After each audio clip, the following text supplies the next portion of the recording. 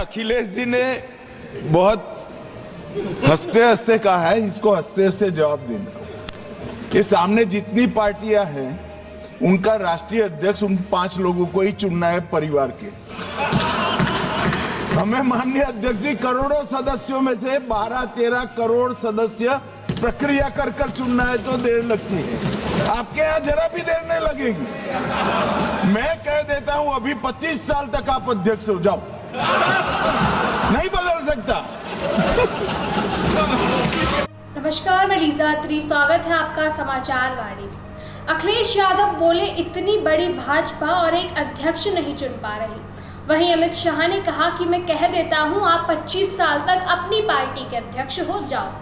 लोकसभा में बुधवार को वक्फ संशोधन बिल पर चर्चा के दौरान समाजवादी पार्टी प्रमुख अखिलेश यादव ने भाजपा अध्यक्ष के चुनाव में हो रही देरी पर तंज कसा। अखिलेश यादव ने कहा कि भाजपा में एक मुकाबला चल रहा है कि कौन बड़ा है।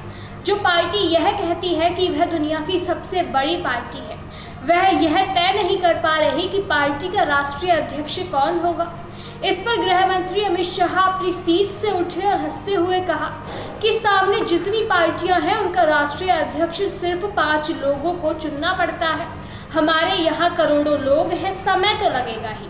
अखिलेश यादव ने ये सब बात हंसते हुए कही। इस वजह से अमित शाह भी हंसते हुए बोले कि मैं कह रहा हूँ कि आप 25 साल तक अपनी पार्टी के अध्यक्ष रहोगे। इसके बाद अखिलेश यादव ने हंसते हुए फिर कहा, अभी जो यात्रा हुई है नागपुर की और गुपचुप जो सोशल मीडिया पर चल रही है वह 75 साल के एक्सटेंशन की यात्रा तो नहीं।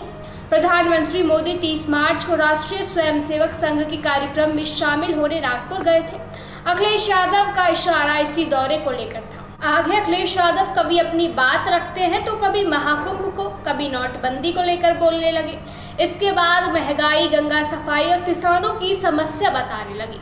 उन्हें इन मुद्दे पर बोलते बोलते 5 मिनट हो गए। तभी स्पीकर ओम बिरला को उन्हें टोकना ही पड़ा। कहा, अखिलेश जी वक्फ के मुद्दे पर भी आ जाइए। भाजपा का नया राष्ट्रीय अध्यक्ष इसी महीने मिलने की संभावना है। प्रधानमंत्री नरेंद्र मोदी के नागपुर दौरे के बाद चुनावी प्रक्रिया तेज हो गई है। सूत्रों के मुताबिक 30 मार्च को मोदी और संघ प्रमुख मोहन भागवत की मुलाकात में नए राष्ट्रीय अध्यक्ष के नाम पर चर्चा हुई। मोदी के नागपुर से लौटने के बाद पार्टी के वरिष्ठ नेताओं से भी बातचीत हुई।